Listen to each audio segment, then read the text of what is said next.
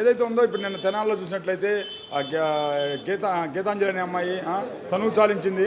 అటు చూసినట్లయితే తనకు ఒక సొంత ఇంటి కల నెరవేరింది. అది వైసీపీ ప్రభుత్వం జగన్ ద్వారా నెరవేరిందని చెప్పేసి, ప్రభుత్వానికి అనుకూలంగా మాట్లాడిందని చెప్పేసి ఆమె చాలా దారుణంగా ఐటీడీపీ జనసేన చాలా దారుణమైన ట్రోల్స్ చేశారు, మరణించారు. ఇప్పుడు ఏంటి కనీసం ఇప్పుడు ప్రతిపక్ష పార్టీలు హోదాలో కనీసం ఆమెకు ఒక సానుభూతి కూడా తెలియపరచలేకపోయారు. అసలు ఇలాంటి వాళ్ళని ప్రజలు రేపు ఎలా ఇచ్చేస్తారు? ఖచ్చితంగా చీకొడతారు.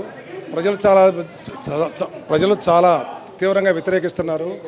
చాలా తెలుసు, ఇవన్నీ కూడా వాళ్ళు కావాలని ట్రోల్ చేసి అమ్మాయిని ఇబ్బంది పెట్టి చేశారు. ఖచ్చితంగా దీనికి గుణపాఠం ప్రజలు తీర్పు బ్రహ్మాండంగా చెప్తారు. కానీ మరి 40 years ఇండస్ట్రీ అన్నాడు, 14 సంవత్సరాలు ముఖ్యమంత్రిగా చేశాను అంటున్నాడు చంద్రబాబు నాయుడు. అటు చూస్తే పార్టీ పెట్టి 10 ఏళ్ళైంది పవన్ కళ్యాణ్. కనీసం ఒక మానవత దృక్పథం కూడా చూపించలేకపోతున్నారు ఆమె మీద. కనీసం వాళ్ళ పార్టీ వాళ్ళని ఇప్పుడు ఖండించిన కూడా ఖండించలేకపోయారు. ఏంటంటారు మీరు? అతను 40 years ఇండస్ట్రీ అయి ఉంటే ఒక 1% ఓటింగ్ ఉండే వాళ్ళకి ఈరోజు 6 ఎంపీ సీట్లు 10 ఎమ్మెల్యే సీట్లు ఇచ్చారంటే ఆయన 40 years ఇండస్ట్రీ అర్థమైపోయింది.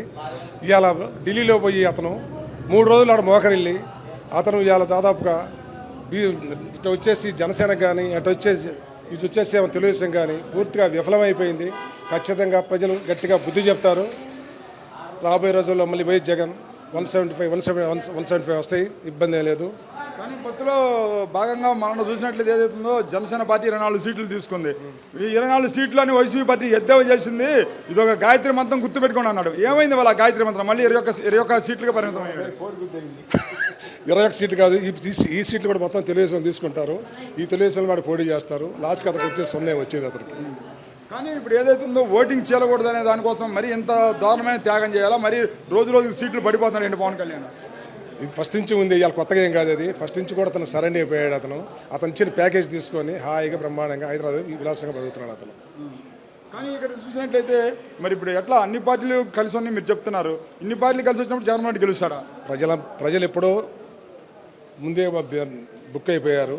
ఖచ్చితంగా జనమంతా కూడా వైఎస్ జగన్ నేను చూశాను. నేను నా మీటింగ్కి వెళ్ళాను. మేము 18 కిలోమీటర్లు వెనకున్నాం. మేము ఆ మీటింగ్ పోలేక మేము సార్ ఒక మాట 18 కిలోమీటర్లు వెనకున్నారు మీటింగ్ పోలేకని మీరు అంటున్నారు. అసలు జనమే లేరు, ఇది ఒక పెద్ద గ్రాఫిక్స్ అని చెప్పి నారా లోకేష్ అంటారు. అది ఆ గ్రాఫిక్ ప్రతిరోజు చూపిస్తానే ఉంది. ఆంధ్రజ్యోతి వాళ్ళకి, టీవీ5కి, ఆ ఈనాడు వాళ్ళకి ఏం పని లేదు, ఇదే పని వాళ్ళకి. మనకు అదే ప్లస్. అది